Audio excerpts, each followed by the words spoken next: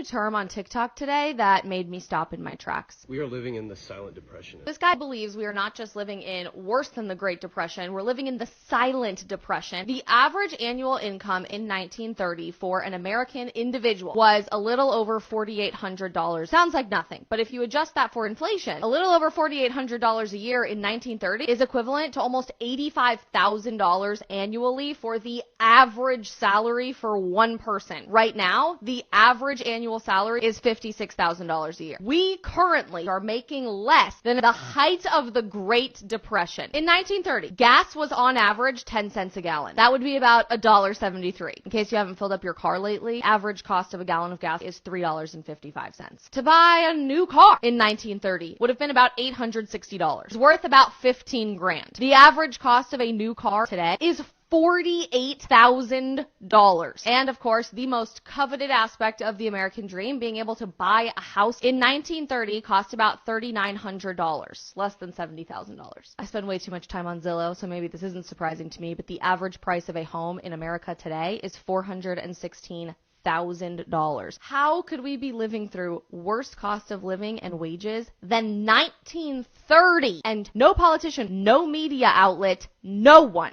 is talking about it. That's Bidenomics. It's about growing an economy by strengthening the middle class. Interesting how the perspective changes when you look at things through the right type of eyes, isn't it, folks? And when you really look at the numbers, she's right. We're living in the worst depression that we've seen since our societies were formed. If you look at it from a financial perspective, we're really a lot worse off now than what we were during the Great Depression.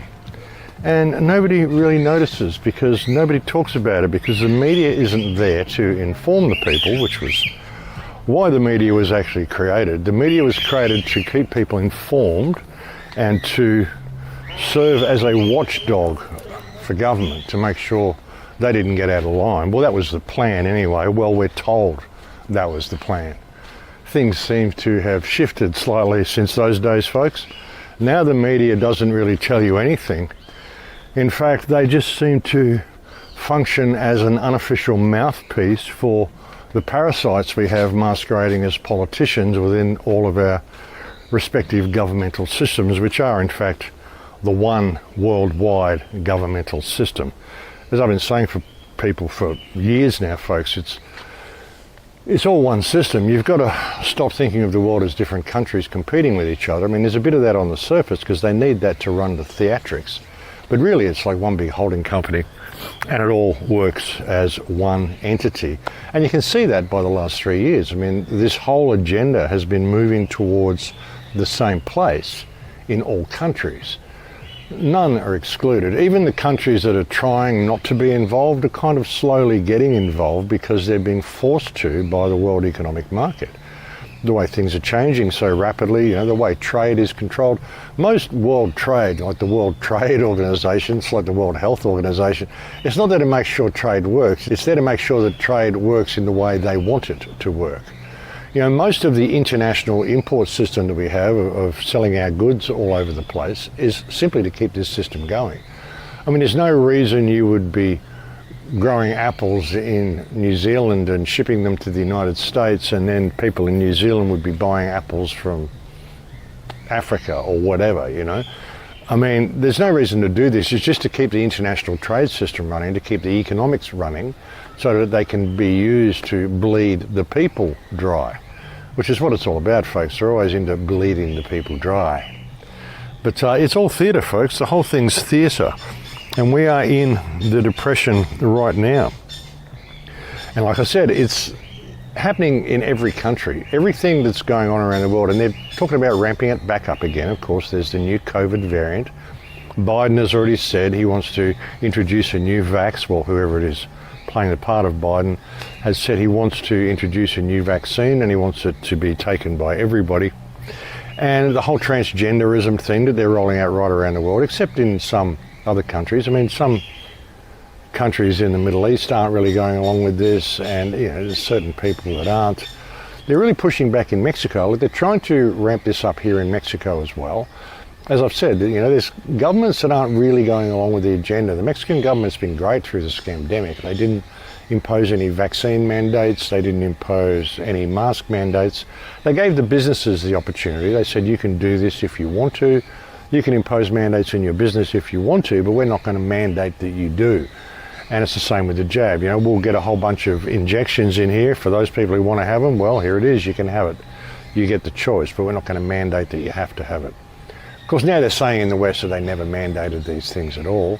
You've got that dweeby little thing, whatever his name is, Crispin Barr or something, I don't know, Wilkins or Wiskins or I don't know what his name is, this little dweeb that's taken over from Jacinda Ardern in New Zealand saying, no, we never forced anyone to get the jab. Do you see any kind of value in looking into potential compensation for anyone, you know, disadvantaged through COVID, whether they were mandated out of their jobs or injured by the vaccination program? There's a process for people who are injured in a medical procedure. There's already processes in place for dealing with that. In terms of the vaccine mandates, I acknowledge that it was a challenging time for people, but they ultimately made their own choices. There was no compulsory vaccination. People made their own choices. When, of course, they did force people to get the jab, the whole thing was about forcing people to get the jab. But getting back to Mexico, I mean, all this transgender stuff, I mean, they're kind of pushing it here as well because they're pushing it right around the world, but the people in Mexico can kind of see through a lot of it and they're pushing back. There were new textbooks that were sent out to schools, and one community in a place called Tzotzil actually grabbed all of the new textbooks and showed the government what they thought of them.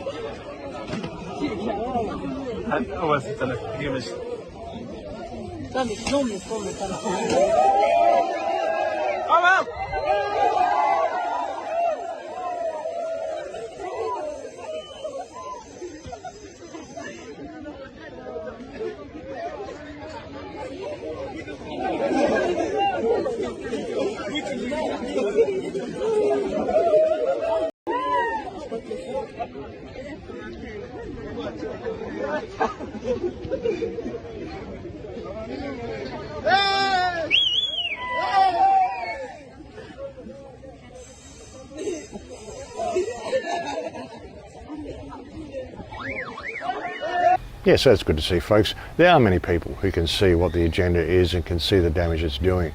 And this transgender situation, this dysphoria, this normalisation of dysphoria, and bringing it into confused children and getting children to do permanent damage to themselves before they're old enough to know what sexuality is one of the most disturbing aspects that I've seen through this whole scamdemic, through this whole mind control situation that's been going on, because all this has been about mind control, folks. That's all of it.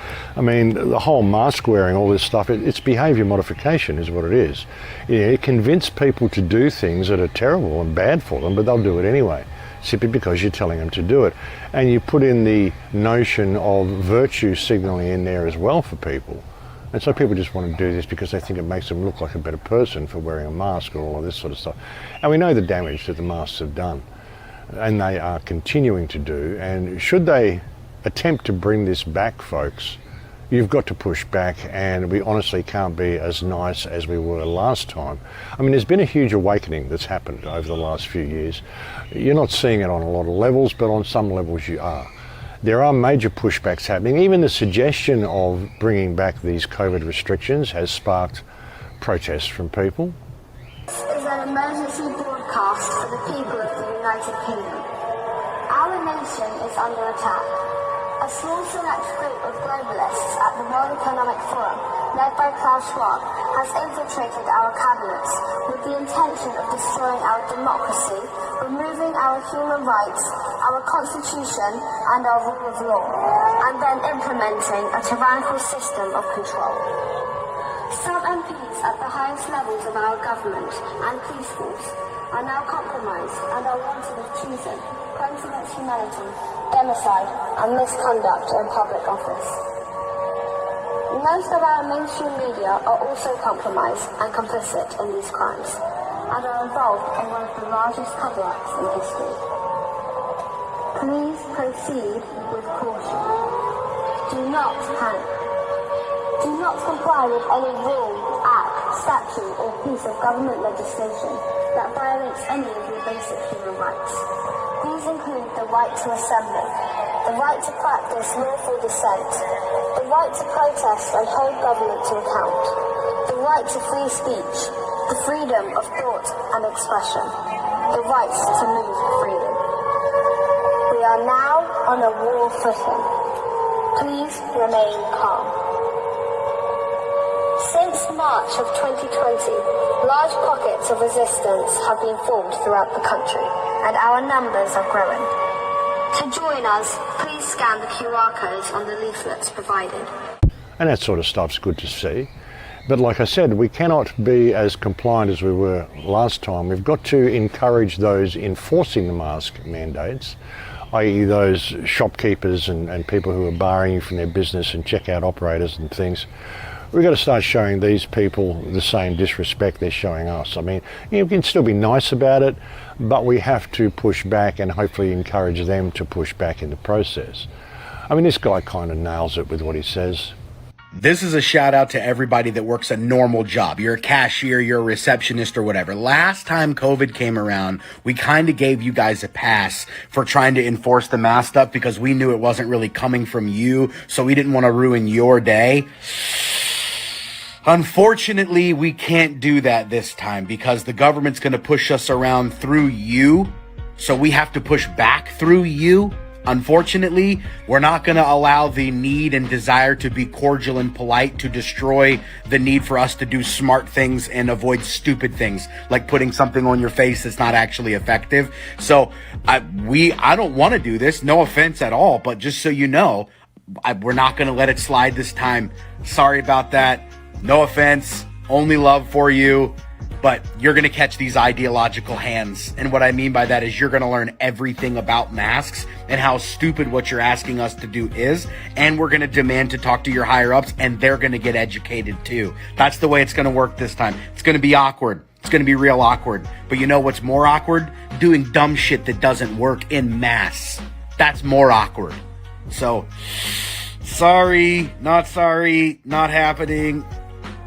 I hope I don't have to talk to you about it, but I'm gonna. Yeah, and I totally agree with that sentiment. I really do. Because the world's just gone nuts, folks. It's really gone completely nuts. They're still pushing this voice thing in Australia as well. There's a voice referendum. They've got John Farnham in there now singing his song, You're the Voice.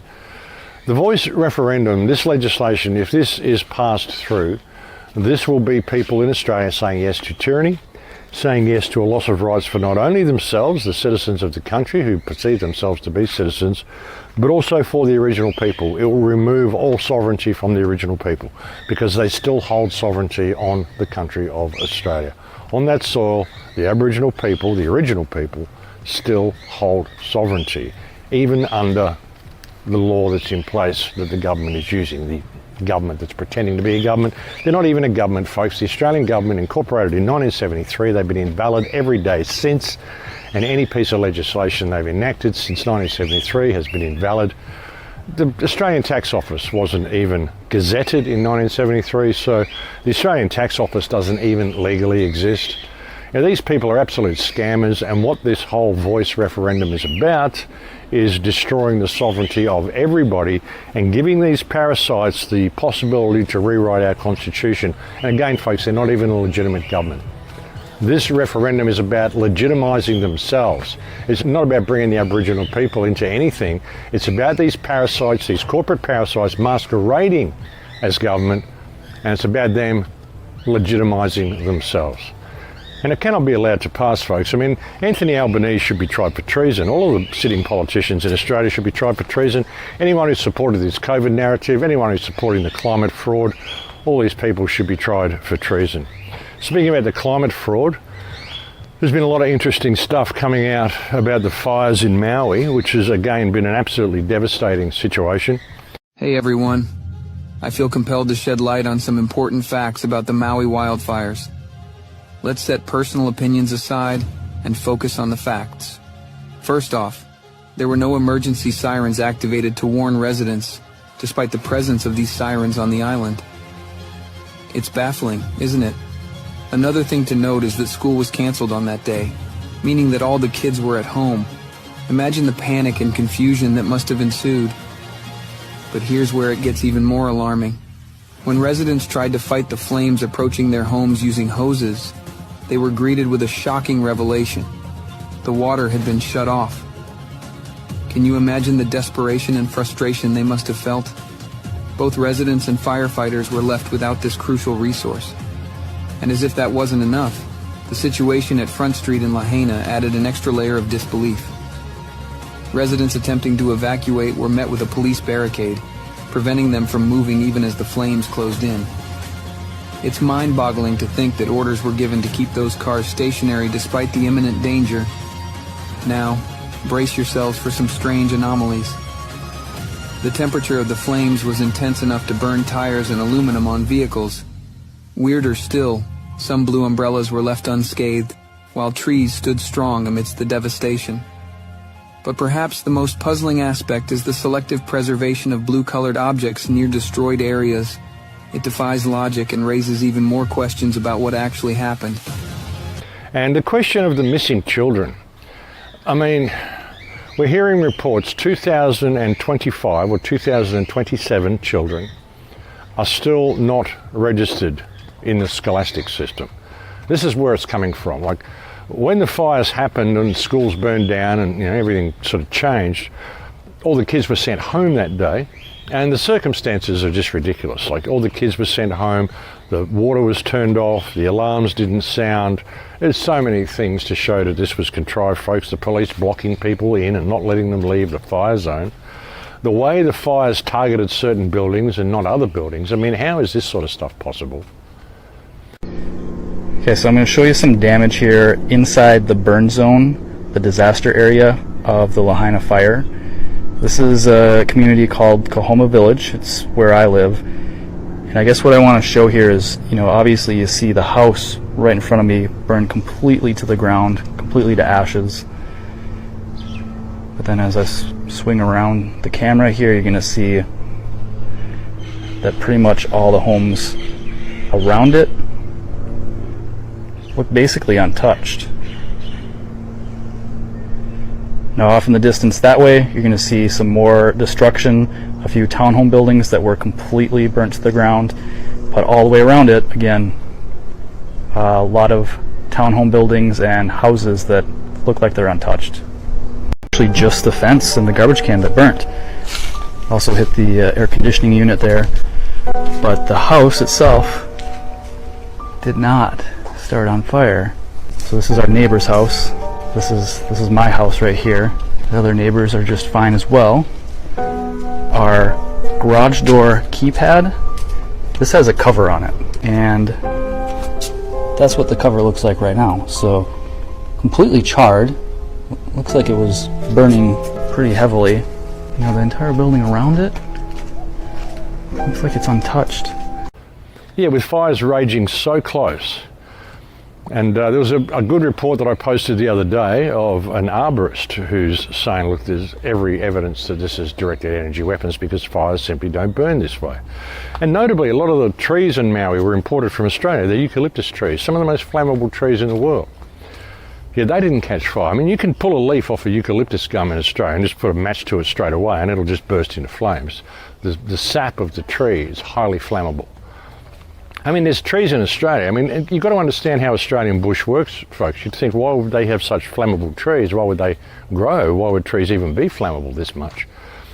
There's a lot of plants in Australia that actually thrive on fire. There's trees that don't produce seed until there's a bushfire. They're actually created to populate the world through bushfires. So it's an interesting type of environment we have in Australia. It's an interesting type of ecosystem. But for these eucalyptus trees not to have burned in the Maui fires, it's unthinkable. They're right next to houses that were turned to white ash. And there's no wood, there's no burnt wood you can see, there's no black charcoal, it's all white ash. This is a very, very hot fire. But what is it? Is it a normal fire, or is it a particular type of fire that just attacks metal and possibly even water? And people might say, no, it's impossible, water can't burn. Well, they've got technology that I think would surprise you folks. With the right frequency applied to it, I think just about anything would burn because it's all about frequency, it's all about microwaves. And there's other photographs of houses burned down and there's palm trees behind them. And the palm trees, the leaves are wilted, but they're not burnt. All of this fine leaves on these trees should have been burnt. It's a wildfire. That's what is the fuel for the wildfire, apparently, is the fine leaves on the trees. If the fire's moving really fast, it's generally because the leaves and the mulch on the ground is really dry, and so the fire is able to spread rapidly through the leaves, in fact so rapidly that sometimes the branches don't even catch on fire if the leaves are dry enough. But what we saw in Maui, we didn't see leaves burnt on the trees. We saw trees that were wilted. Everything was wilted. Sure, a lot of stuff was blackened. But all of these fine leaves and fine twigs were not burnt. So this is not your normal fire, folks. It's behaving in a way that fires just don't generally behave. And like I said, the question is the children. What happened to the children? Because there's so many reports of these missing children. But again, where are the parents screaming out about their missing children? Are they there? I mean, why aren't they posting online? Why aren't we hearing anything about it? Did they all perish in the fire? I mean, that's a possibility. A lot of people perished in a fire. The official death figure is something like 115 or something. Then there's other reports saying like there's 115 and 400 missing or something like that. But then there's the talk that there's 2,000 children missing. So where do they fit into the 115 dead and 400 missing? Some reports I saw 480 missing.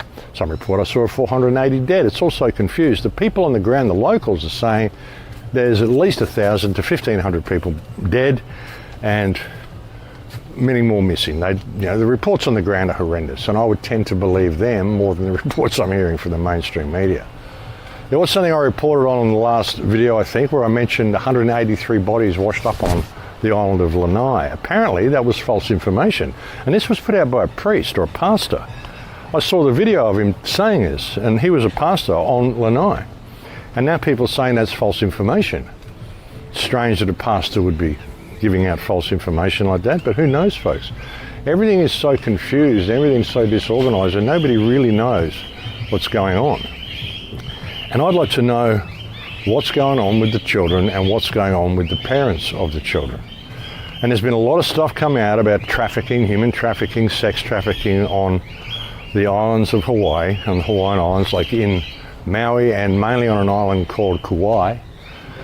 They're saying that this is owned, there's a lot of elites living there. Apparently Mark Zuckerberg's got land there. I think Mark Zuckerberg actually owns one of the islands. I mean, I heard he did. I don't know whether he owns a whole island. Maybe he owns a lot of it. I don't know. Maybe it's that one. Who knows? Maybe it's one of the smaller ones. But yeah, there's a lot of talk of this, and I'd like to know what's going on. In fact, I think a lot of the stuff that's happening may be being done in order to distract people away from this question. Like what's going on in Burning Man? Burning Man turned into Drowning Man this year. Pretty drastic situation out there, folks.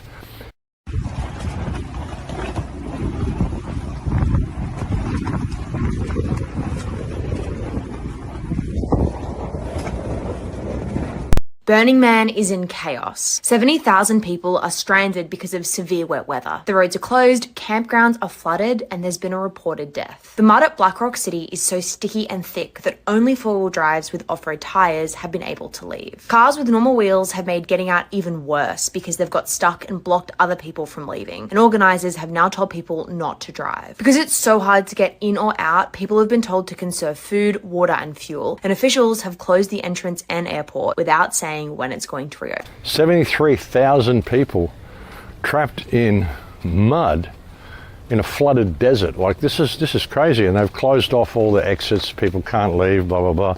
They're making all sorts of wild claims too. People are getting sick. There was one talk of Ebola. They said there was an Ebola outbreak at Burning Man. No, folks, there's not an Ebola outbreak at Burning Man.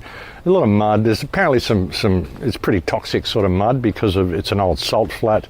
And there's this certain stuff that's in there, and it's kind of a little bit corrosive on your feet. First, you need to understand where Burning Man is located. Burning Man is located about 3 hours north of Reno, just outside of Gerlach. And to get there, most of the way is one road, one lane, going both ways. And then when you get to Greenwich, a little bit after that, there's a 4-mile stretch of playa that you have to go through in order to get to the actual venue. So getting there is not quick. Yes, they have their own airport there, but they don't have access to the runway right now because of how bad the mud is. And the reason why the mud is so bad is because Burning Man, where it's located, is actually a dried up lake.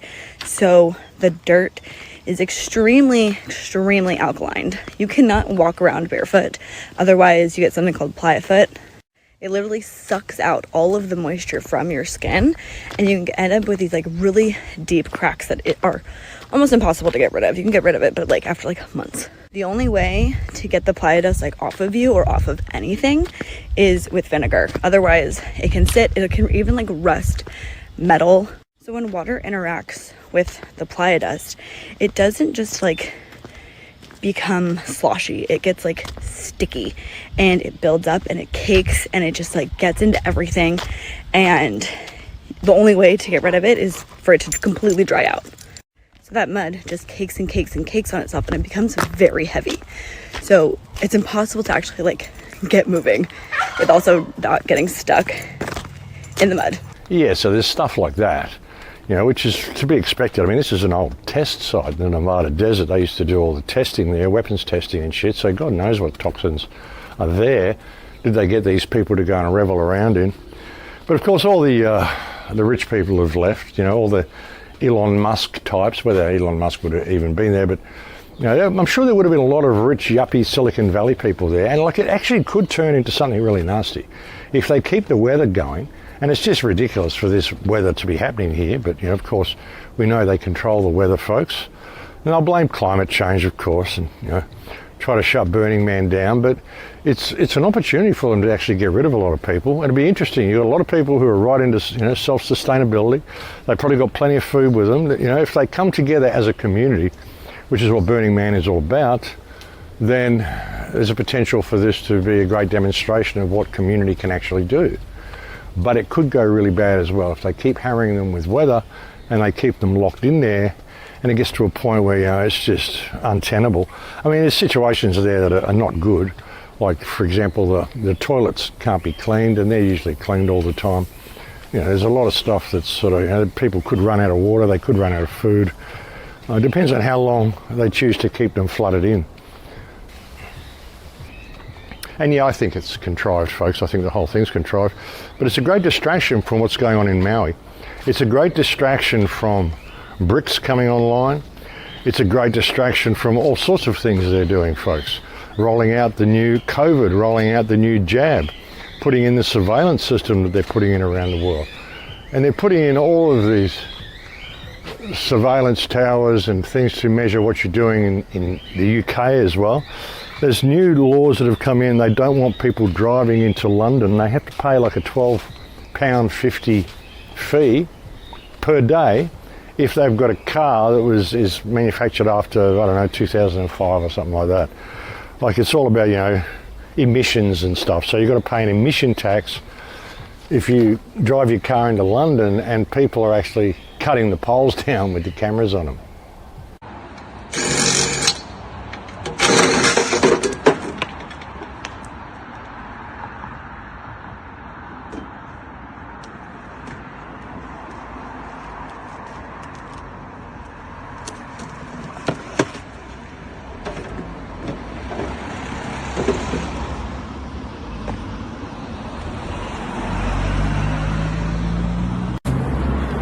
This is what one man can do to the ULEZ in less than half a day. Fuck your ULEZ, stick it up your arse, no one wants it, and this is what we'll do every time.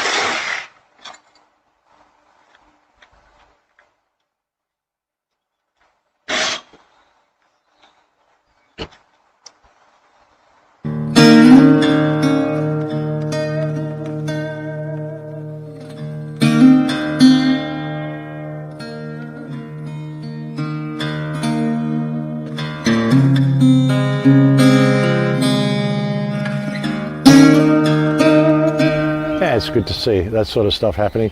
And other people are taking other ways of dealing with this and creative ways of dealing with the situation when they choose to drive into town and drive past one of these cameras.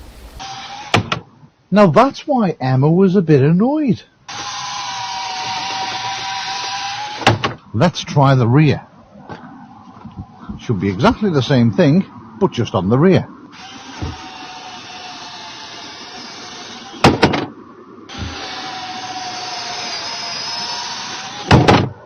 Yeah, good to see that sort of stuff happening as well.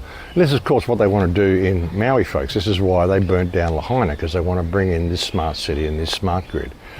And like I said, that video that I posted the other day by the arborist really gives a lot of evidence to demonstrate that these were not normal fires. These were microwave weapons.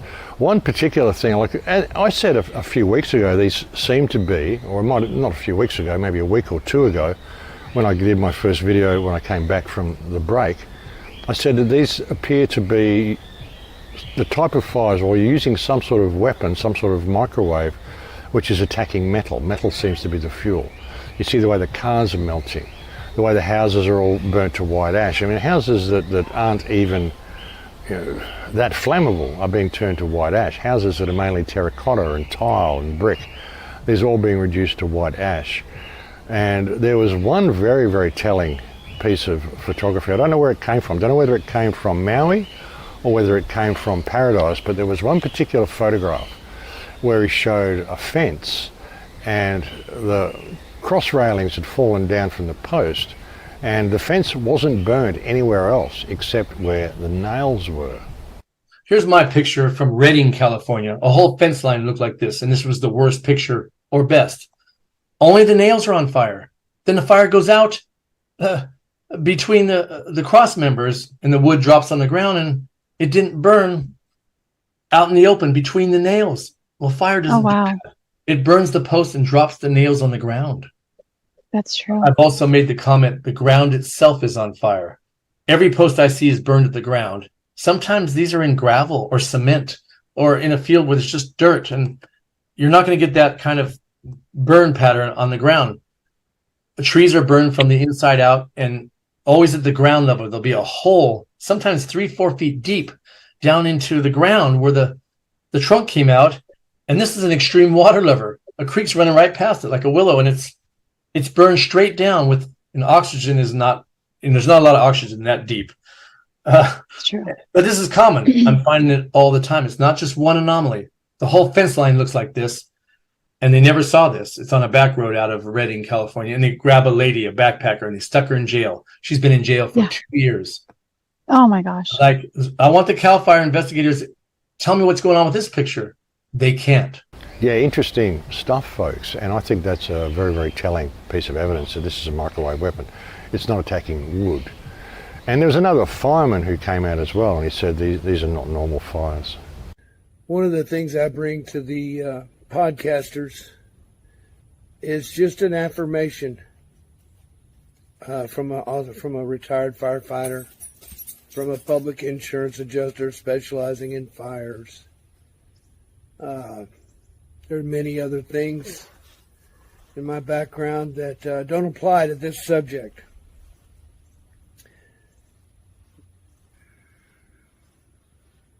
Feature, if you will, America in the 1940s that had an attack on Pearl Harbor by the Japanese, and the next day, hundreds of thousands of Americans went to war. 9/11, once again, many enlisted immediately after 9/11. But now we have a Hiroshima-scale scorched and flattened Lahaina. Media delivers the electrical companies the problem, and it's global warming did it. No. I was an Austin firefighter for 15 years, from 1980 to 1995. This at Lahaina was no wildfire. This time the whole world witnessed the weapon being used. This war is now visible to all of us. And a call to action Hello? Crickets. I'm not here to get a big audience, but I am here to speak up. And we're dealing with an attack on so many levels that our reality is so distorted that this happens in front of everybody and nothing is happening. Nobody's reacting. And the media, it's dangerous now when they say, oh, it's global warming. Don't worry, it wasn't an attack. Well, you can't burn cars up. You don't melt engines and melt aluminum wheels all over asphalt. You can't burn up in your car to the state of skeletal remains and ashes while sitting on a road next to the Pacific Ocean on the front road in Lahaina. That ain't a wildfire. Wildfires don't start hundreds of houses at the same time. And they don't burn them completely to the ground. The temperatures involved in these are 2,000-3,000 degrees, and that doesn't happen in wildfire. When you look at the police blocking the roads from people being able to leave, and the water being shut off, and the fire chief has a heart attack, and the firemen are standing there with no water. One thing I'd like to know, too, were there any fire department casualties? The last big one of these, there was 343 in New York. Hadn't heard about that. Anyway, I just want to register and put this out that no, that wasn't a wildfire. Neither was Malibu, Santa Rosa, Paradise, Boulder, Denver, Colorado. Anywhere you've seen these cars burned and melted, those are not wildfires. That's a weapon that's already established is available. Who's running the weapon, and how do we take that over? That's going to be. We really want to know. Yeah, they're done by the powers that believe they be, folks, using directed energy weapons. Same as the flood that's happening in Burning Man, I would suggest is being done by weather modification folks. They've had all this stuff for years. I mean, even the last report I had when they had that the Japanese guy, Micho or whatever his name is, saying, yeah, they used this sort of technology to flood the Viet Cong. And in the newsreader it comes in and goes, allegedly. But she said it 3 times, like, they really got to get it in there. No, they didn't actually do it. It was just alleged they did that, CIA used this to bring down monsoons during the Vietnam War, to wash out the Viet Cong. Governments have been playing with this thing. Alleged to, right. Yeah. Yeah, right. Well, they can control the weather, folks. There's actually a couple of high school kids showed you that they can create a hurricane or a tornado in a controlled environment in the classroom.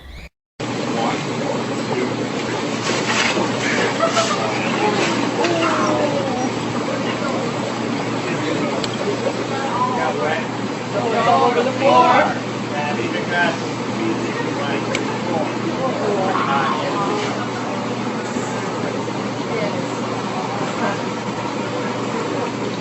Tyler, if you can move away from that fan just a little bit. Yeah.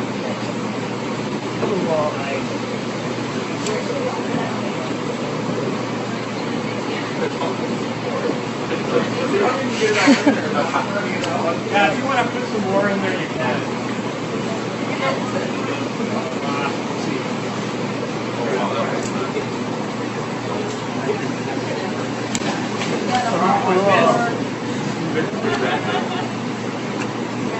Oh, look at all that water.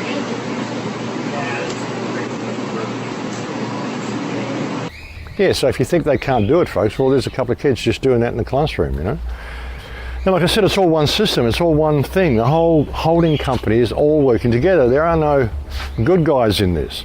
Even the whole concept of them going into Ukraine and crashing the economy and doing all the stuff they're doing there and banning Russia from using the world currency so they could bring about BRICS. Because it's all going to be the same thing. BRICS is just going to be the new world system. It's how they're going to remove the power from the United States.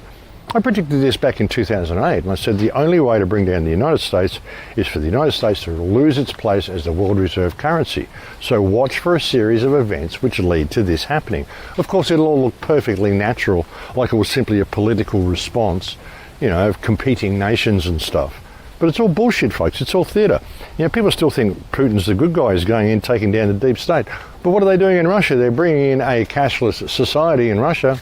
Смотрите, купюрка, видите? Она мне не интересует. Вы сразу же Принимаете или нет наличные? Почему наличные не принимаете? Не государственная валюта, что ли?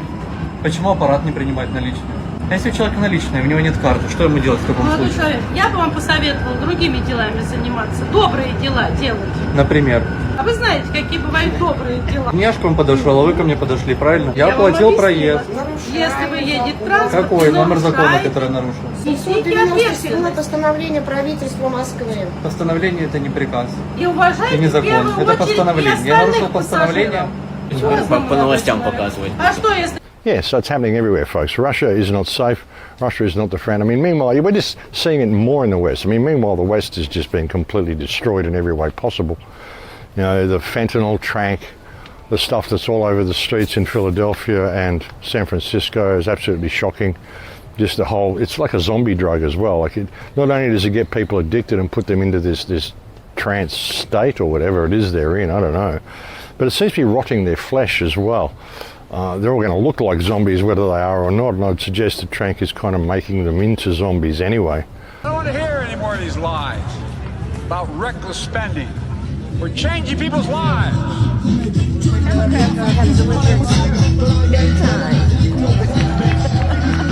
It is what it is. And when folks vote, they order what they want, and in this case, they got what they asked for.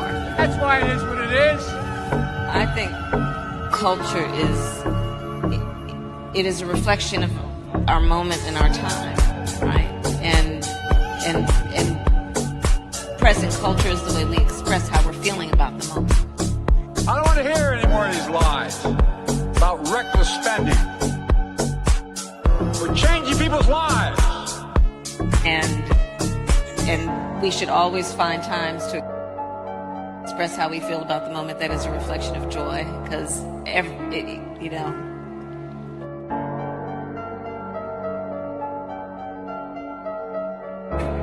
know, it comes in the morning.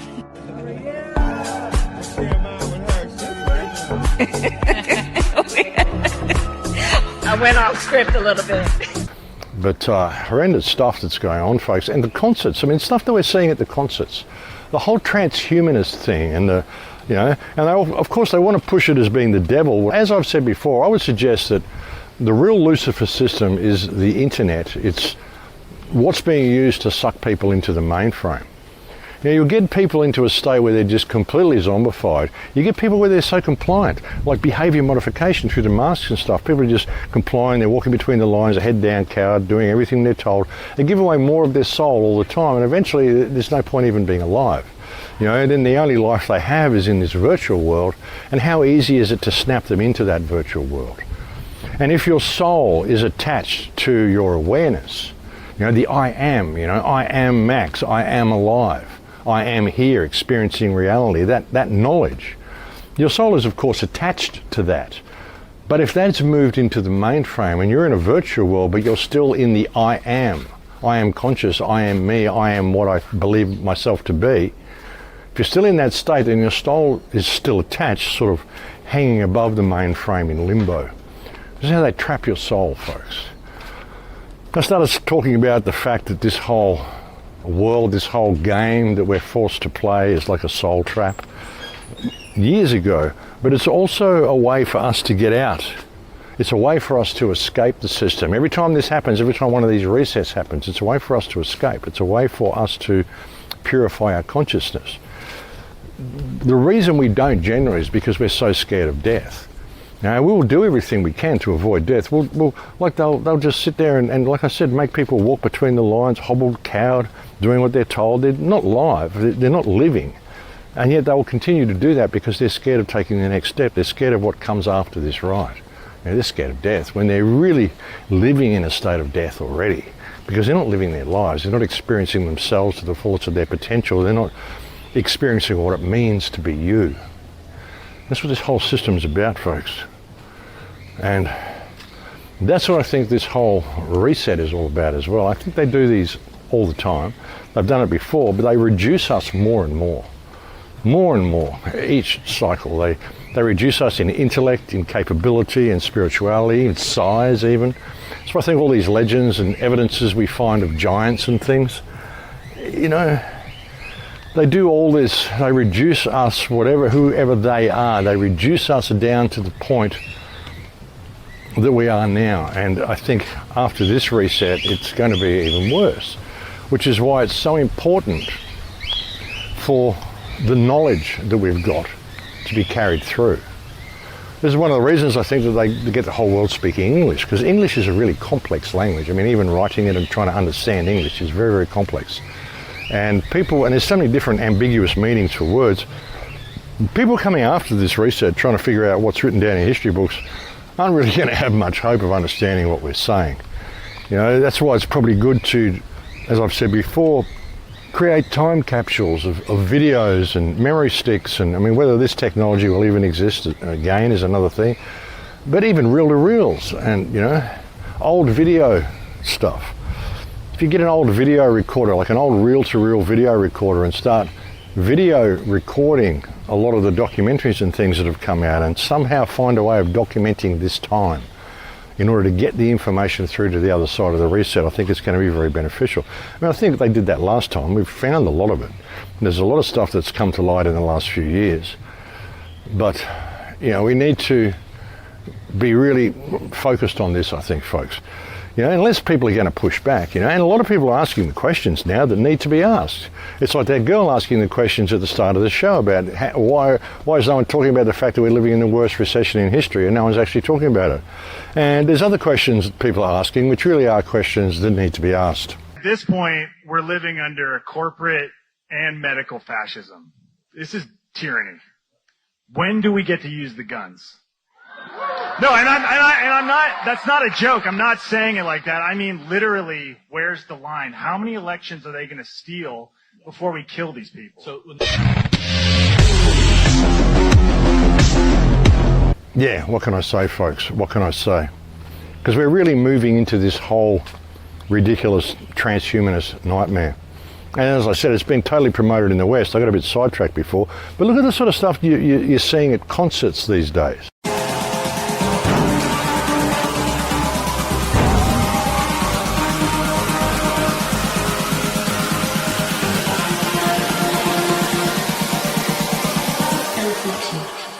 Of eternity. A bond further and beyond.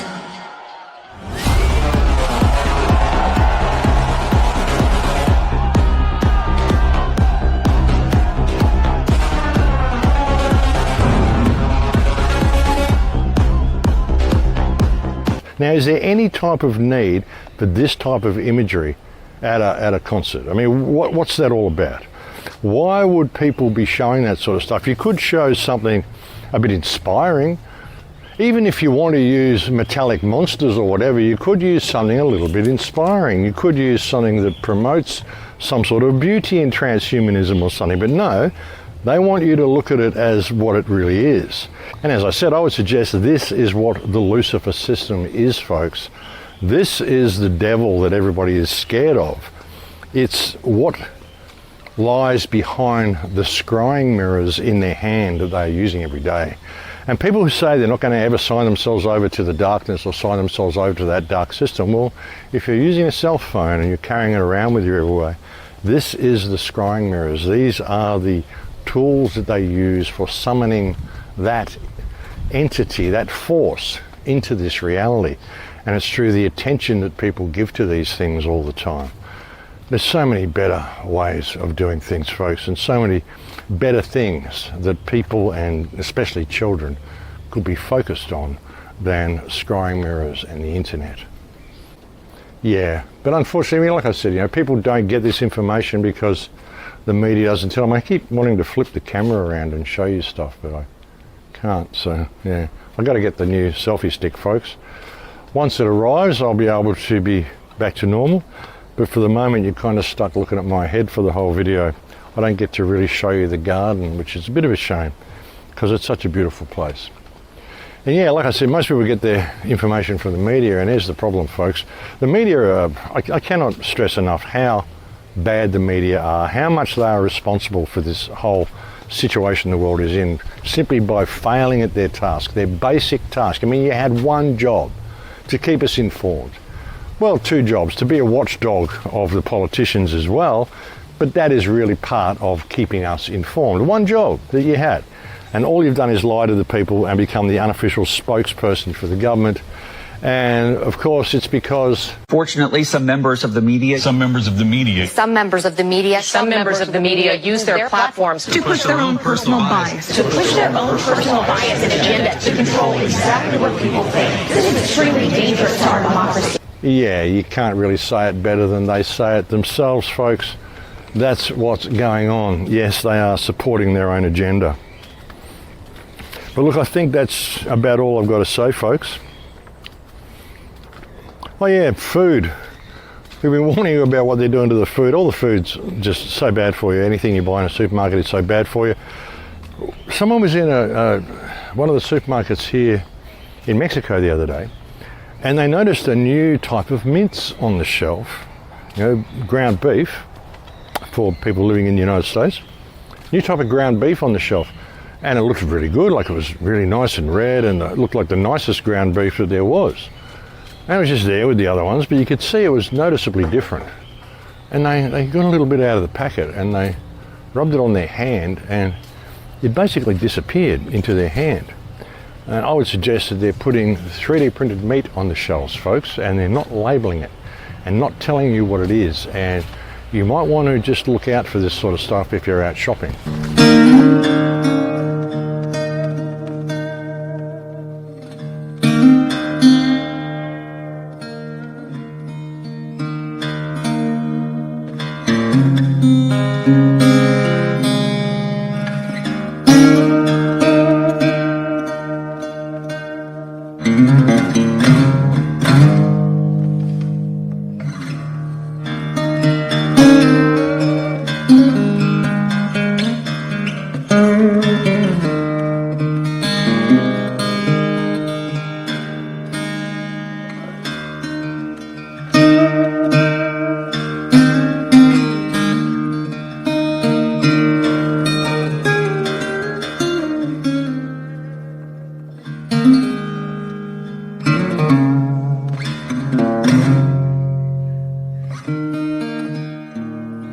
Another thing they're doing is they are creating fake eggs now.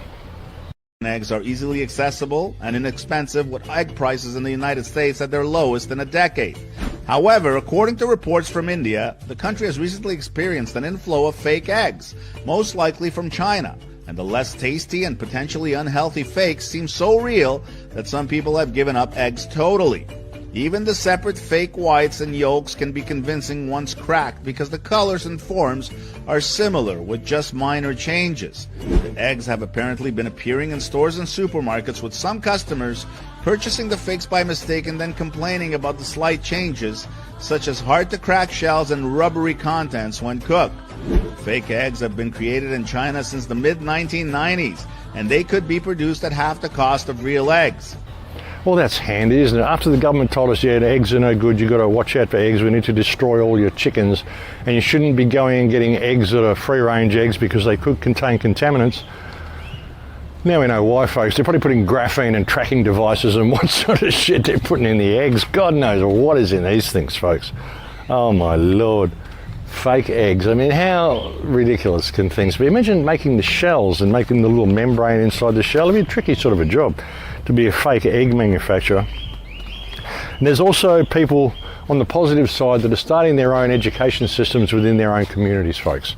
And they're advertising for teachers. This is something I've suggested for months and months and months that you need to do to get your kids out of these government indoctrination centres that are going to transgenderise your children and talk your little boy into getting his penis cut off and your little girl into having her breasts removed and totally promote dysphoria to them.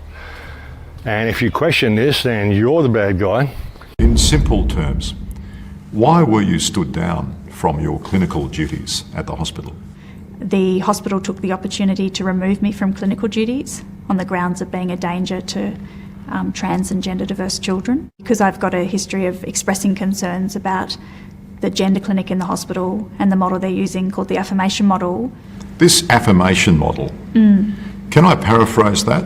Tell me if it's wrong. Mm-hmm. So if a child comes in and presents with gender dysphoria, regardless of the mental state of that child, the hospital and the gender clinic just goes along with what the child wants. Yes. So the hospital just expected you, directed you in fact. Directed me. If a child was presenting with gender dysphoria, you were, no questions asked really, send them straight to the gender clinic. Yes. Forgive me if this is a stupid question, but how do you know if you were sending the right kids on what is an irreversible journey? No one can know, and that's really important for parents to know, because when a child with gender dysphoria sits in front of a child psychiatrist or any mental health clinician, they have no way of knowing whether these children are going to persist in their gender dysphoria. And what's been hidden are the thousands of parents across Australia who are in anguish because they're very concerned about their child receiving care according to this affirmation model, and they're in a very difficult position, and they often can't speak out because their highest priority is to remain close to their child and to try to protect their child. But if they keep going, they go to the gender clinics and then they start to have body parts cut off, they're never going to recover. It's an absolute disaster, and it's so sad because child psychiatrists and other mental health clinicians are keeping quiet about their concerns. So it is creating this false impression that we all agree with the affirmation model. You've been labelled transphobic. How do you relate to that? I see this as a really serious child protection issue, and as a 45-year-old woman and as a mother and as a child psychiatrist, I could not hold my head up if I didn't speak about this. It's too important. And what we're talking about is the well-being of children and their health. We want kids to grow up and be happy. We all want that. We don't want them to have regrets and serious health problems. Why do you think this has become such a significant social issue? I think there's lots of social factors contributing. There's a very vocal social movement. But what this issue has revealed is a crisis in the published medical research. And so journals usually use a peer review process to determine if a study is accurate before publication, but that peer review process is failing. And so we're seeing very poor quality studies being published, and the conclusions drawn by their activist researchers are often the exact opposite of what the study has found. What parents really need to know is that it's a very dangerous time for children and families, and they need to be very cautious about who they let engage with their child. So what I would recommend is that they see the health professional first without the child to find out what approach they're going to take towards their child. Do you think the hospital want to sack you? Yes. Yes, they do. They want you off the books? They don't want me hanging around in the hospital. Because as far as they're concerned, you're a troublemaker. I guess the problem with having me in the hospital is that I become a rallying point around the issue, and it might motivate other people to raise similar concerns. I'm struggling with the concept of seeing you as a big bad troublemaker. Thank you. because you want an open-minded approach to this. That's your sin, medically. Yes. Well, I see this as a child protection issue. I think we need to take urgent steps to figure out how interventions that are so serious and poorly evidence-based have been delivered to children across Australia. And I think that we need to have a federal independent inquiry into the model of care for children with gender dysphoria in Australia. Do you think you will get your job back or not? Well, the lawyers seem to think that it's unlikely, but what I've discovered about myself is that I do live in a bit of denial, and I just can't imagine not being back in my office and being with those colleagues that I've been with for years. Do you want your job back? I do. Just in my job, I've met a lot of really courageous people, patients, and so I gain inspiration from them. And I try and keep myself happy and strong, and I look forward to walking back in the door of the hospital. Good luck. Thank you. It's absolutely the worst type of child abuse I've ever witnessed in my entire life that is now being promoted by these parasites masquerading as politicians. And we need to speak out about that. So I would get involved in that as well, folks. And another thing that's happened, getting back to Maui for a minute, is the website or the YouTube channel Hawaii Real Estate was actually doing some really good stuff. And he's had a lot of his videos, I don't know if they've been removed or he has simply made them private. He started getting a lot of death threats. He started an initiative to raise money for the people of Hawaii because nobody else is really doing it. All the aid that's coming in is getting confiscated by FEMA and the Red Cross, and they're locking it up in containers and no one's getting it. You know, Biden promised the people $700 each. $700 freaking dollars. I mean, you would have been more of a hero had you promised them nothing, but $700 is literally a spit in the face. That is absolutely telling these people that I don't care about you, I don't think you're worth anything. Here's $700, go away and stop harassing me. You know, because I know what it's like to be in a fire because I almost lost a Corvette once in a fire. To make a long story short, I almost lost my wife, my 67 Corvette, and my cat. Yeah, prick of a man. Absolutely disgusting, disgraceful, despicable, arrogant streak of fucking shit Joe Biden is. Well, again, the person playing the part of Joe Biden, because that is not Joe Biden. All you have to do is look at a video of Joe Biden 10 years ago, different ears, different chin, different cheeks, just different. It's a different man. It's a completely different man. So yeah, but that's about, I think, all I have to say. Like I said, it could get pretty ugly at Burning Man yet. We don't know. We don't know how far they're going to take it. But it could get pretty ugly if they keep the rain coming. And as I said, I've shown you that yes, they're doing the rain themselves. They're doing all this themselves. And I want to keep this video short today anyway. Oh yeah, the event in San Diego is definitely happening. That is on the 21st of October. I'll be speaking in San Diego with Jason Brashears and Martin Liedtke and a couple of other people. I'll put it up on the screen. And I'll put a link below where you can go and get a ticket if you want to. Yeah, again, this is an event I don't actually have anything to do with. I've just been invited to come and speak at. And it'll be good to catch up with all the people at the event. And I'm looking forward to that. But that is on the 21st of October this year. And of course, Acapulco is going to be happening in February. I think it's February 6th it's going to be happening, something like that. February 6th to 11th or something like that. And the tickets are now on sale for that, and it's been fixed now. A couple of people wrote to me and said they tried to buy a ticket and my coupon didn't work. That has apparently been rectified now, so if you go to anacapulco.com and you want to buy a ticket to the event, you can use the coupon igan, my last name, I-G-A-N, and that will get you a 10% discount on the ticket. And that's always good to see, folks. I hope I haven't messed up the audio. I'm sorry for the little audio glitches that have been happening recently. I'm having a lot of trouble with this selfie stick, folks, so I'll have a new one hopefully by the end of the month and I'll be back to normal, so that should be good.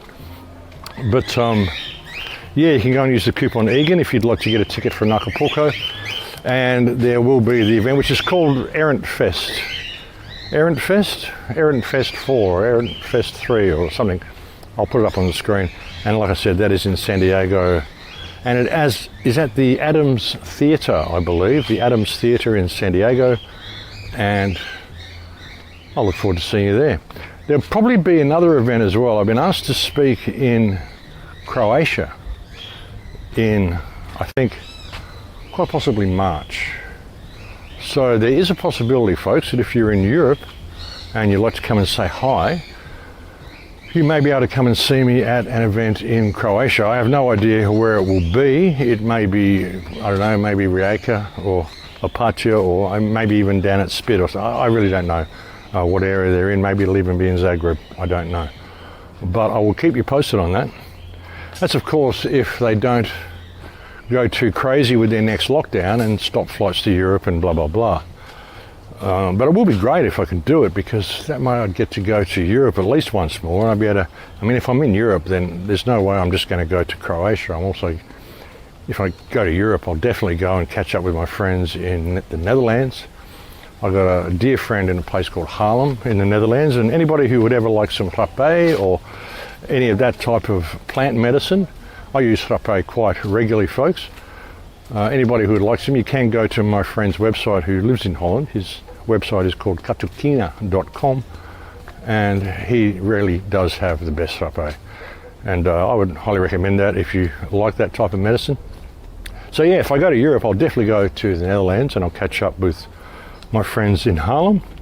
And I'll also go to Spain. So I have some friends in southern Spain, you know who you are. And if this gig in Croatia comes about, then I will very likely come directly to Andalusia from Croatia before I even go to the Netherlands. So it will be really good to catch up with people if this comes about. Voila. So yeah, that's something to look forward to, folks. But yeah, gig in San Diego and in Acapulco in February.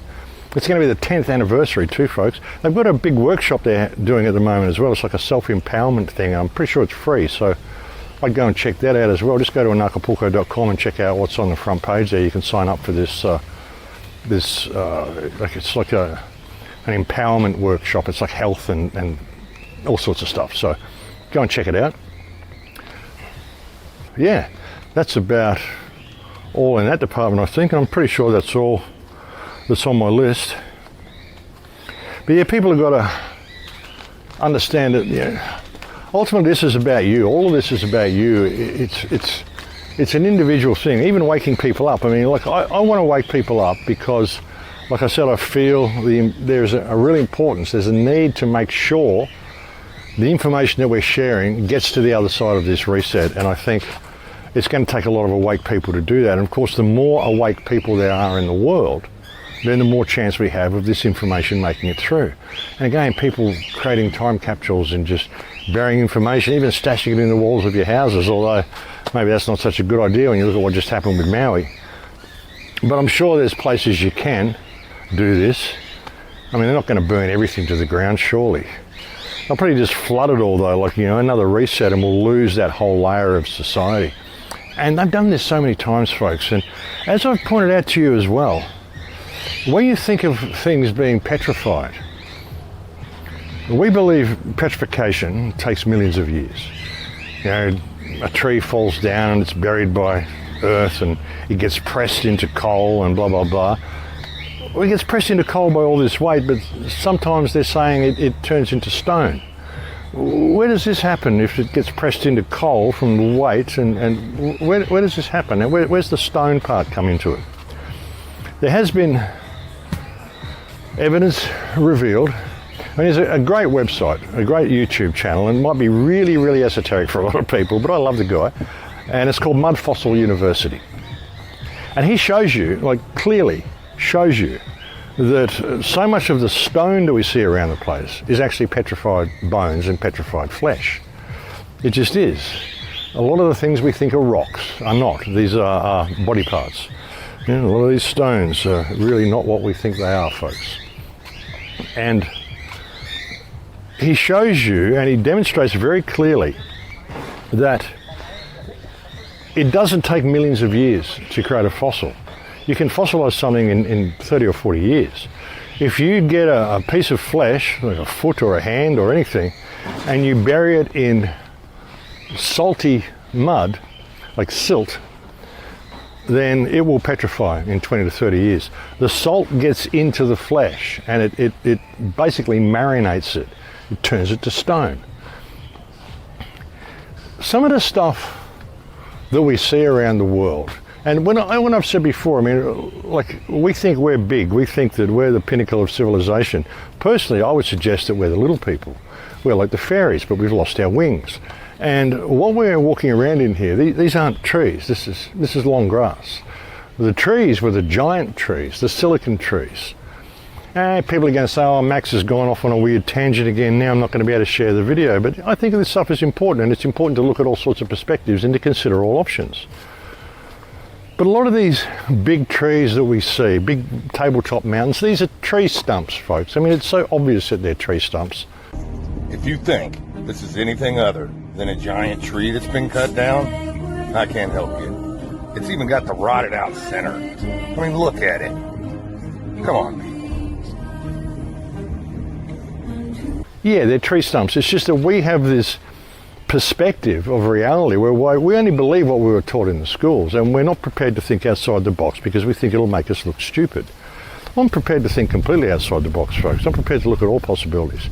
And when you see some of the petrified remains of things that look like giants. Giants. Is there evidence right in front of us that most seem to ignore? Because to me, these do not look like rocks or stones, but more like layers of skin, muscle, and tissue from a long-lost race of giants petrified in hills and sides of mountains. Because in reality, what do we really know about our past and the truth? There are hundreds of pictures and videos of mountains and hills that look like giant trees and giant humanoids of some kind. Doesn't common sense tell us otherwise? And when are we really going to start paying attention to these truths? Now, you just can't turn around and tell me this is a coincidence. This is more fact than fiction. So what is your opinion on these pictures and videos? Do you think it's just a coincidence and they just look like that?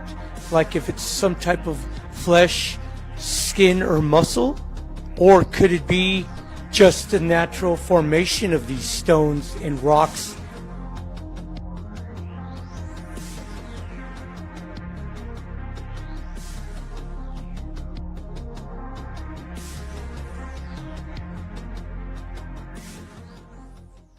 Yeah, and as I've said, folks, I would suggest that the giants that were here weren't just 16 foot tall or 20 foot tall. They were like real tall, hundreds of feet tall, because the earth was different. We used to have a water canopy, we used to have different atmospheric constitution, we used to have different air pressure. Everything was different, and things will grow very, very large in the type of environment that we had. I mean, I've estimated now that Earth used to have like 99% more life than it's got now.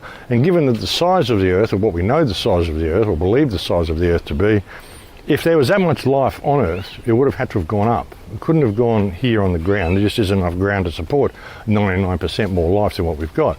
I mean, the world isn't overpopulated. We could support 100 times more than what we've got, probably. But I don't know about 99% more life than what we've got now, whether that would fit. It would have to go up, which would mean we had very, very large flora and fauna. The flora and fauna that we've got now, this organic carbon-based stuff, wouldn't be able to grow that high. But what about silicon life? Silicon life would definitely grow that high, folks. And there's all sorts of evidence of petrification all over the place, folks. I mean, some of those stones that people were showing you back there in that little video clip, I mean, they really look like slabs of meat, folks. There's so much going on that we're not told about, and we are kept so in the dark. And as was said by J. Edgar Hoover, the individual is handicapped by coming face to face with a conspiracy so monstrous he cannot believe it exists. Even some of the stuff, and people will hate me for saying this, but some of the stuff that Ike talks about with the lizard people and all that sort of shit. Do you know there were reports that came out in a newspaper in LA back, I think, in the 1920s, where they were talking about how they were hunting for a hive of these lizard people, and they found all these catacombs of lizard people catacombs beneath, guess where? 1934 LA Times article that specifically says lizard people's catacomb city hunted. engineer sinks shaft under Fort Moore Hill to find maze of tunnels and priceless treasures of legendary inhabitants. G. Warren Schufelt, geophysical mining engineer, used cutting-edge technology at the time in the form of radio x-rays to detect minerals and tunnels below the surface. It turned up catacombs and vaults that made up a vast city. Schufelt met with a Hopi Indian, Little Chief Greenleaf, told him the ancient story of how an advanced race called the Lizard People had built a massive underground city using powerful chemicals instead of shovel. The Lizard People were highly advanced and incredibly smart according to the Hopi chief. Their city was built with an advanced type of cement stronger than anything modern people could make. Yeah, interesting stuff. And like I said, I'm not saying that that's true or not. I'm simply saying all perspectives need to be looked at. I mean, we're in the middle of a war of depopulation that's being fought right across the earth. And nobody even knows it's going on, which is why it's continuing and why the other side is being so successful. And sure, there's a bit of an awakening happening, but no one's pushing back. No one's really pushing back against the system. Everyone's simply doing what they're told, and they might be talking about what's going on, and like, I'm not doing what I'm told, and I'm sure a lot of people listen to this show, and a lot of my friends and a lot of people out there aren't doing what they're told, and they never do what they're told, and they never intend to do what they're told. But there's still a lot of people who are awake, who continue to comply. These are the people that are going to drag us into the system, whether we want to go in there or not. It's these compliant idiots. And nobody realises that there's a war going on. And like I said, this is a war I announced back in 2008. In my first film, I said World War III has already started. It's a war of depopulation being waged by the elite. They're going to use things such as food and the marginalisation of countries, which is why they've set up all this international trade and everything they've done, hoarded us into cities whereby we're dependent upon the economic system of the city. And the city doesn't care about us. The economic system doesn't care about us. And in doing so, they've removed us of all of our life skills. And what this is really about as well, on a deeper level, you know, I put out a film called The Awakening in 2010, a couple of years after The Big Picture, where I talked about the language of feeling and emotion, how this is an emotionally based reality. There's a conversation going on all the time between you and the reality around you, and it's an emotionally based conversation. I mean, most people don't even know they're having this conversation. They don't know they're even speaking this language. The field's trying to talk back to you, but you're not listening because you don't know the language. But the field will mirror back to you what you're putting into it, which is why they try to keep everybody in fear. You know, people look at what's coming, they look at the system, they look at this cashless grid, and sure, there's a lot to be concerned about, but there's nothing to fear. Because ultimately, this is a soul test for you. And you don't have to comply with any of this stuff. Even if it gets to the point that everybody else is complying and you're completely on your own and you're cut off. And you think, well, I've got to comply, I've got to do this, I've got to do that. Why? I mean, every time you do comply, you give away a little bit more of your soul. You give away a little bit more of who you are. And ultimately, what you came here to do was to die and to take the information with you. There's nothing you can do to escape death. Even Jim Morrison said, nobody here gets out alive. It's the only way out of this realm, folks, is to die. Even people who are expecting the rapture and all of that sort of stuff. Well, you're not going to be taking this body with you. This body will just drop dead in the street. If there's a rapture, you'll just drop dead on the spot and your soul will go up. You're not taking this physical flesh with you. This flesh is tied to this realm. But they will get people so compliant that they're living a life which isn't a life anyway, and they'll continue to do it because they're so afraid of dying, so afraid of what's going to come after. But you came here to die. It's an inevitable thing that's going to happen. We're prepared to give away all of our freedom and all of our soul and all of what we mean to be us to somebody else, to a foreign power, in order to comply and do all these things because we're so scared they will hurt us and we might die. But by doing that, we don't live. And we give away our soul. We end up trapped in this mainframe world, and they'll get you in there, folks. They'll get you in there. They're putting graphene in everything, Like, even you buy little headache tablets and the little black writing on the tablet, like 3 letters or something, graphene. You know, they're getting it into everybody, every way they can. They want everybody in this mainframe reality, and they have to get you compliant. And the only way they can get you to even want to go into that mainframe reality is by taking away all your freedoms in this reality. And ultimately, it's a soul test. It's up to you. This is your journey through this realm, and all you have to do to get through it is to be able to face infinity without flinching. Like I've said so many times, walk the path of the warrior. And facing infinity without flinching, it isn't standing there and fighting to the death. Unless you need to. Well, if you need to, well, that's what you should do. But facing infinity without flinching is, like I've said so many times, the knack of being able to face with serenity odds and circumstances that are not included in your calculations. Simply go with it. It's the next chapter. Now we do this. It's just what I'm doing now. Because ultimately it's your path. It's your journey. You came here to grow your soul. You know, with what I do, like I said, I do what I do because I feel it's important to get the information through to the other side of this reset. And there's also a lot of people out there who can be saved if they just discover themselves. And I've tried to encourage that and inspire that in people, to believe in themselves. If enough people believe in themselves and stand, we don't even have to go through this reset. We could circumvent this whole thing. We could just take the world back if people just would remember who and what they are. And it's really important that this happen, folks. And that's what I try to do. I try to inspire people with my path. You know, perhaps you'll get something from what I do and from what I say that might inspire you, and you might have some little penny drop and realize something or have some great epiphany. And that's what it's about, because as I've said before, you know, real truth cannot be told. Real truth must be realized. And that's why what I mainly do in these shows is encourage people to ask questions.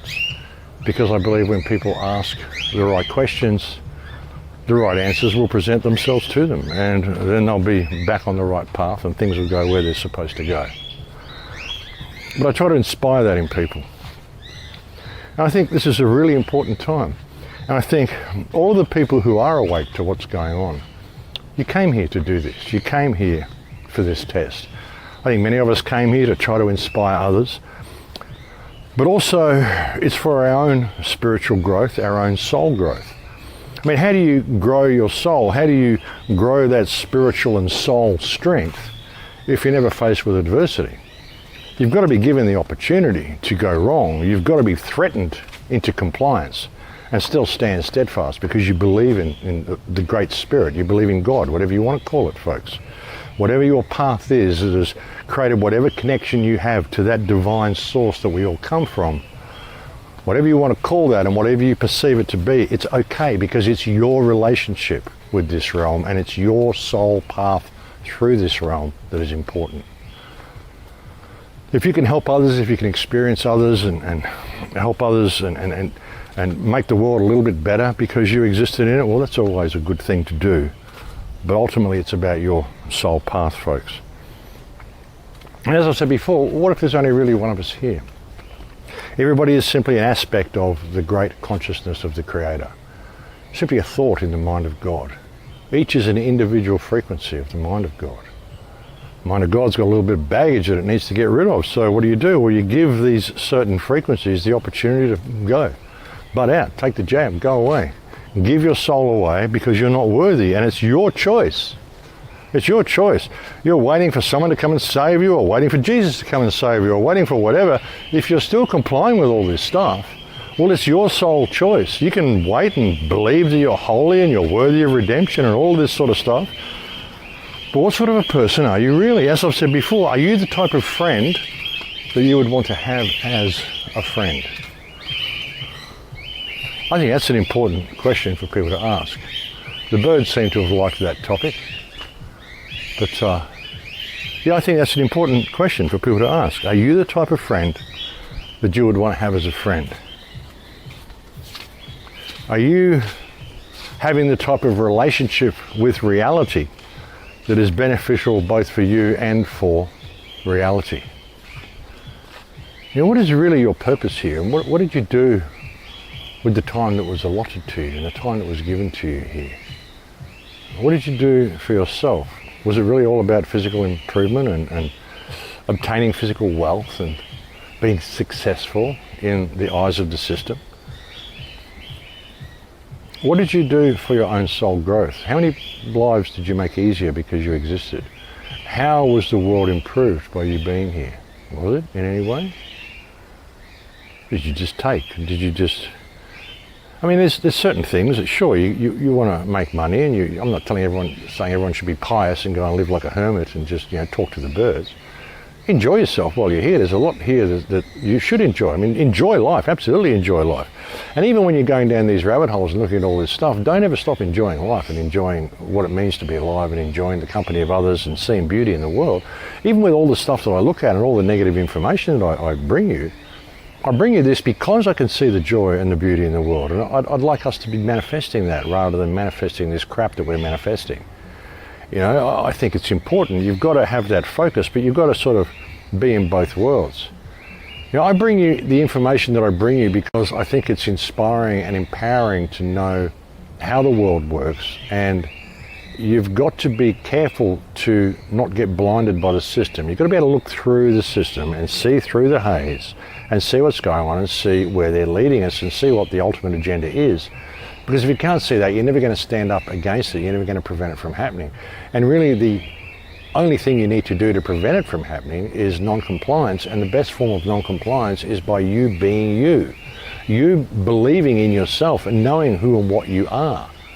Not feeding into all the bullshit that the system gives you, that you're just a little person who can't make a difference and you've got to function according to this economic model and you've got to pay your taxes and you've got to do what you're told and you've got to respect authority and you've got to do all this bullshit. No, you don't have to do any of that. All you've got to do is grow your own soul because that's what you came here to do. And you're not going to be growing that and you're not going to be ever discovering yourself if you're compliant to someone else's authority all the time who is feeding you all this bullshit and getting you to do all these things that you really don't need to do. Most of the stuff that people do in life is completely and utterly irrelevant, folks. None of it is about self-improvement unless it's financial self-improvement, you know, or being a pillar of the community according to the Freemason directive or whatever, you know. I mean, it's ridiculous, folks. It's ridiculous. We're actually living expressions of creation. Well, those of us who are alive are. I would suggest there's a lot of people who aren't really alive, but we've gone through this before.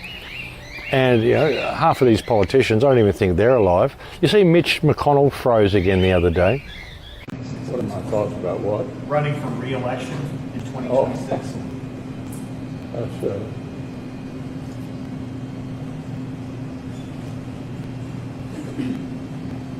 Did you hear the question, Senator? Running for re-election in 2026? All right, I'm sorry, you all. We're going to need a minute. Senator. Denny.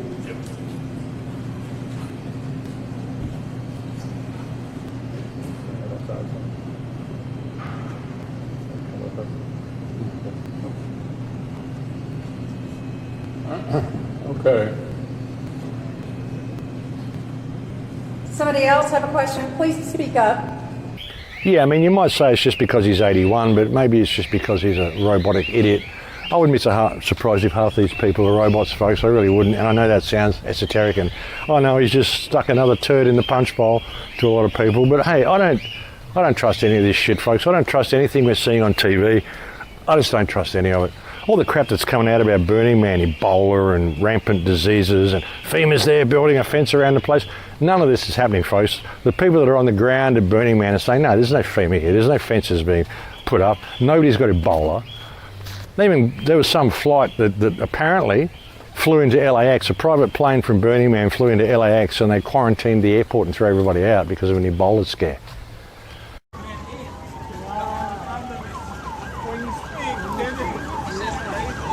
This is crazy. They're literally having us evacuate the LAX airport. Like, we just walked out of the international terminal and there are no cars on this entire area. Like, this is crazy. I mean, whether that's even true, folks, I heard that no private planes can leave Burning Man. So how the hell did a private plane get out of Burning Man if the whole place is flooded? Where's this freaking runway? How are people even bringing private planes to Burning Man in weather like this? And how are they leaving in weather like this and flying into LAX? Is this just some sort of a scam cover story, folks? Pushing the fear, pushing the fear, pushing the fear. Pushing the fear, of course, pushing climate change, pushing all of their agendas all at once. Right before election, I suppose we could call the new variant election variant. The new COVID variant is the election variant. That might be where the EG5 comes from. You know, election something or other. 5. But of course, EG5 backwards is 5G. And I think a lot of this has been done by frequency, folks. A lot of the stuff you're going to see in people, Marburg or whatever they're going to call it, whatever the next variant's going to be, I think we're going to see a lot of deaths. And I think it's going to be because of the graphene and the jab and the toxins that have been put into people, that have been injected into people, and it's going to be through the application of certain frequencies using the 5G delivery system. And then they're going to say, oh, look, see, we need these 15-minute cities, we need all this stuff to protect you. It's a huge scam, folks. What we need to do to protect the world, we don't need to lock us all down. We don't need to look at the climate change objective and reach carbon net zero. We need to reach a situation where we are politician net zero. Because as I've said, folks, every single problem we face, all of these lockdowns, everything that's happening in the world now has been legislated to exist. All of the problems we have trying to deal with it, all the red tape, has all been legislated to exist simply because the government have granted themselves the monopoly on violence. The police can do what they want, they're above the law. The government can do what it wants, it's above the law. It can just spin any lie it wants and people will just go along with it. And every problem that we face in the world today has been perpetrated and created by the political class, and of course whoever works behind them. But whoever works behind them is irrelevant to the point that it's the political class who are the ones who have legislated the rules that we follow. And there's the problem, and there's the remedy. Get rid of the political class and we get rid of their system. Such a scam, folks. The whole banking system, the money system, the political system, the media. You know, the media are the ones who've sold the lie, but it is the political class who have put all these measures in place, and the media just pushes it out on the people and tells them they must comply. Does it in a nice, smiling sort of a way. Want to heal the world, folks, we need to get rid of the institutions of government and mainstream media. It's really our only hope, because the propaganda war that's being waged against us by the media cannot be overstressed. It's remarkable how much they control the thoughts of people. And the war that's being waged against us by the politicians has now become blatantly obvious, folks, and it's a war of depopulation.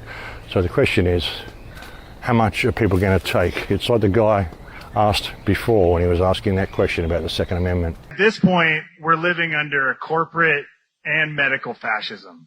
This is tyranny. When do we get to use the guns?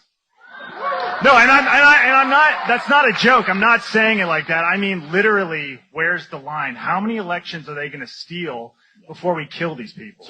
Yeah, and it's a valid question. Anyway, folks, I'm about to run out of battery, so I'll have to leave it there for now.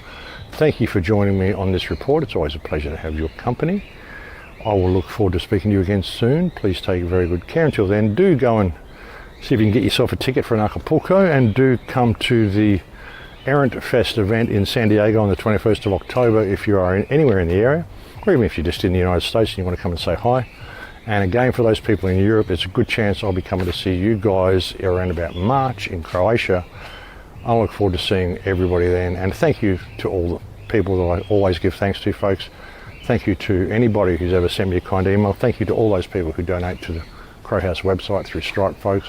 I really, really do need the support, and it is you people who have kept this message going for so long.